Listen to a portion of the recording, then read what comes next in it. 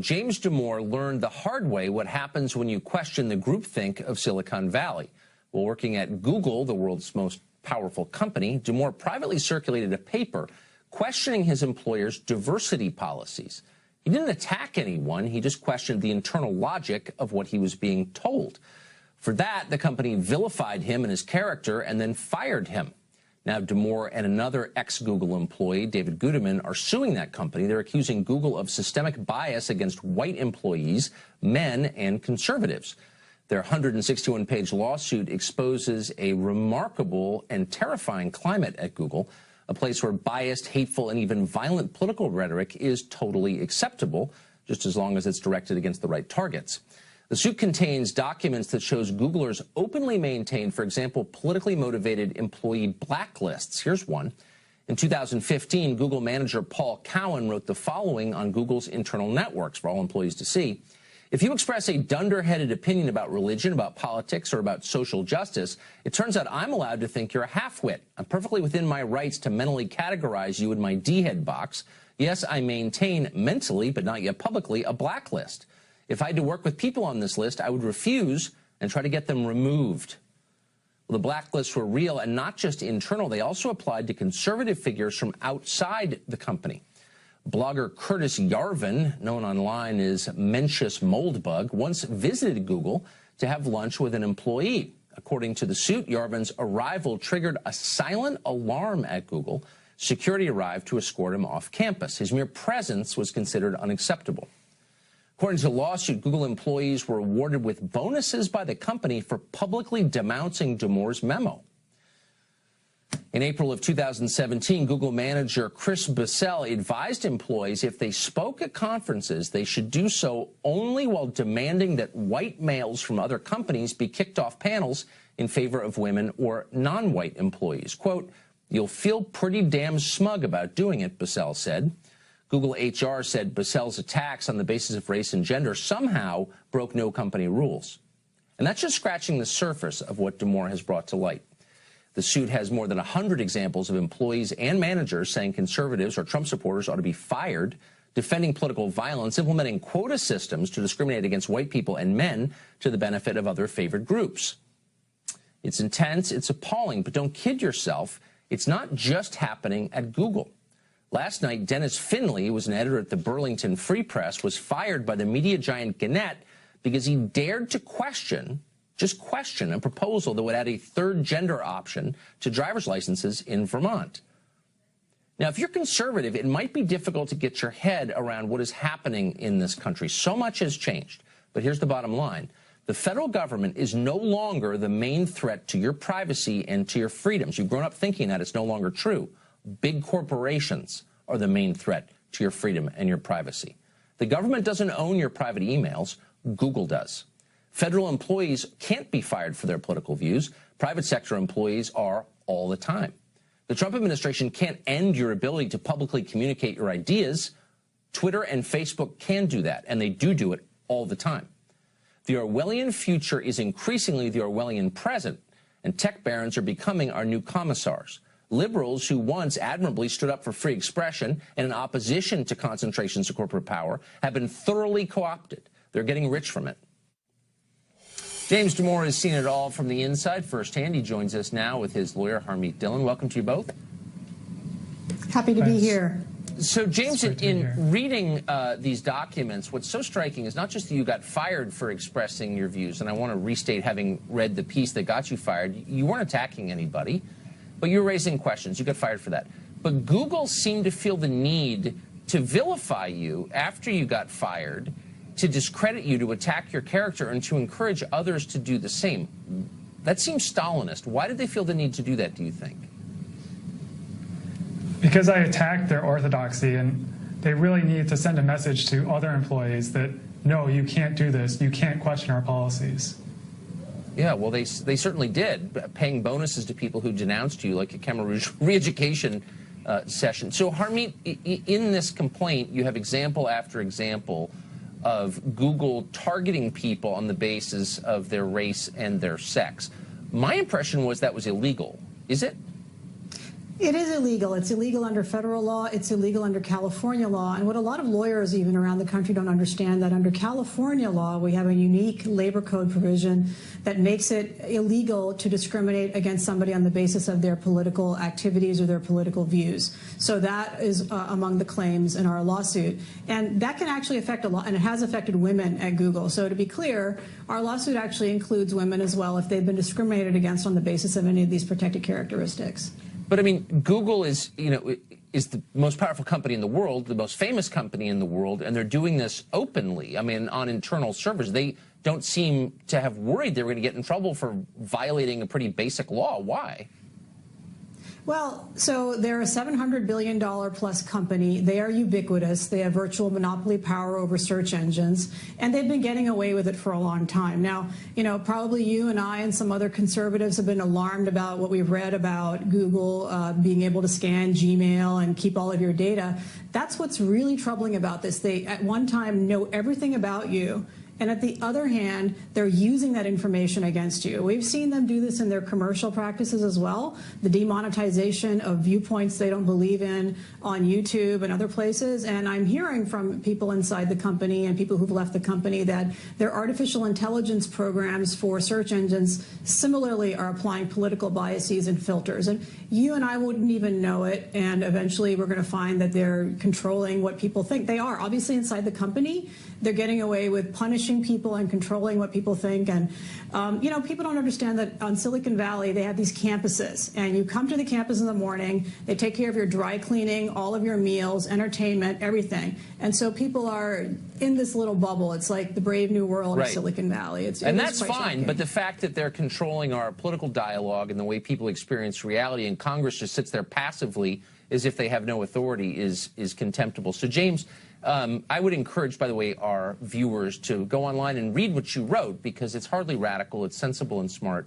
Do you think that being at odds with Google is going to affect your future employment prospects?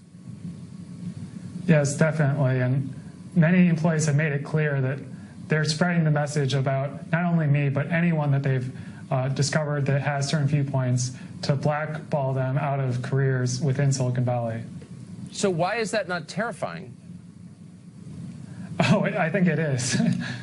Yeah, I mean, for every James Damore who got fired, Tucker, there are many people inside the company who we represent who are afraid to even raise their hand and say this is happening to me, because the threat is not just of a blacklist within Google, but of a blacklist within the entire tech community throughout the United States. That's how scary this is. If you're a conservative and you grew up thinking that the federal bureaucracy was the greatest threat to you, it takes a while to realize, no, it's not actually. It's Google, and they have more power.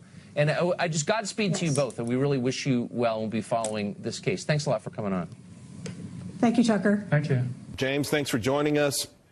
This class action lawsuit that you filed comes after your very extensive memo, someone calling it actually a manifesto. And just to share with the audience some of the observations that you made with respect to women: an openness directed towards feeling and aesthetics rather than ideas; extra vision expresses gregariousness rather than assertiveness; also neuroticism, higher anxiety, lower stress tolerance. And you suggest that perhaps these are trends from women that would explain why they haven't advanced as far in Silicon Valley and companies like Google? Yeah, so I used the psychological literature to try to suggest ways that we could actually make Google a better place and more welcoming place for women. So right after that section, I have a whole page of different policies that we can enact to make Google a more welcoming place for women.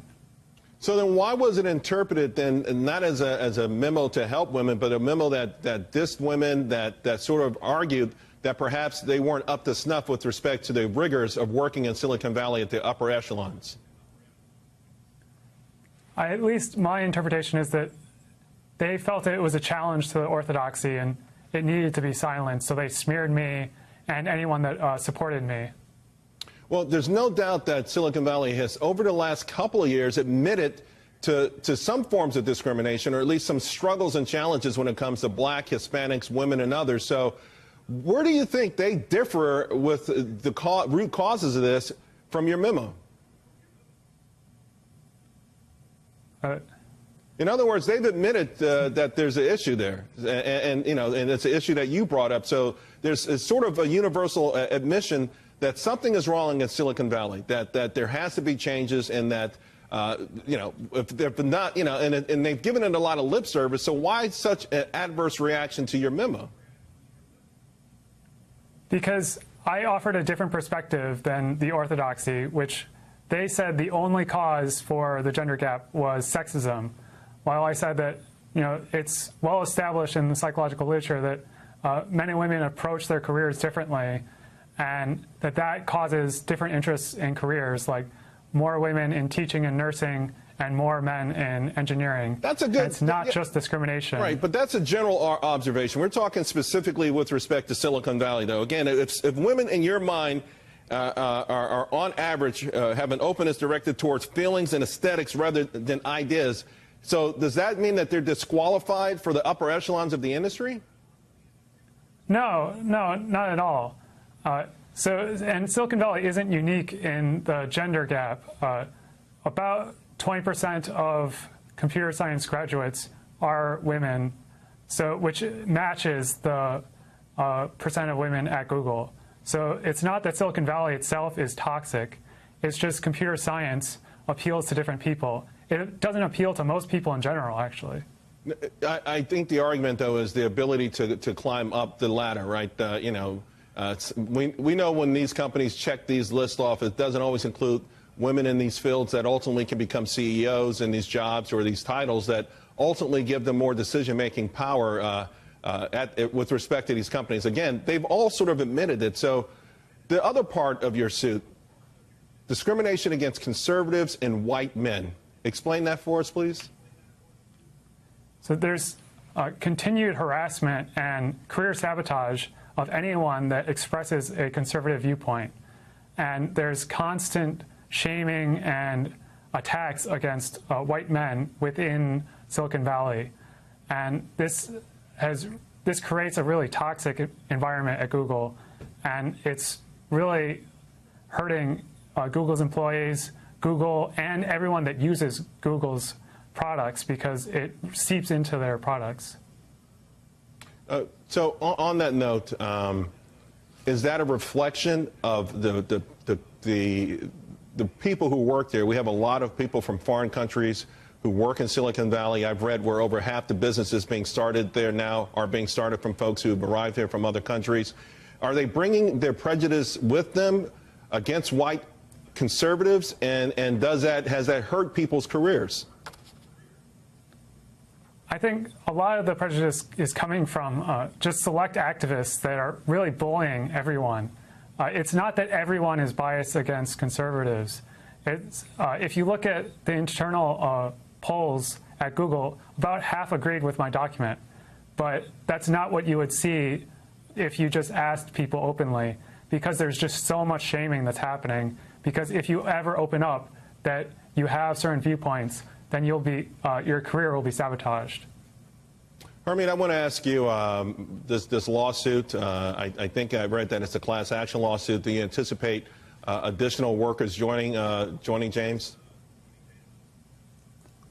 Well, let me speak to that, Charles. I mean, the situation is that we just filed this lawsuit today. It has 3 subclasses.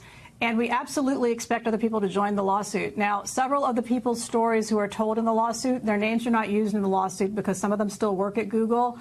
Some of them would like to get jobs in Silicon Valley. And one of the main allegations in the lawsuit is that not only does this small cadre of extreme leftists that are running Google or managing Google not tolerate viewpoints like James's and other legitimate viewpoints, but they threaten people with career sabotage, like James said. They have maintained blacklists at Google of people that people refuse to work with. And they've also threatened James and many others with career termination by saying that they will make sure that they don't get jobs in Silicon Valley at all. So that type of an atmosphere where they feel free to bully and shame and threaten people's careers like that, James really had no choice but to file this suit. And we do expect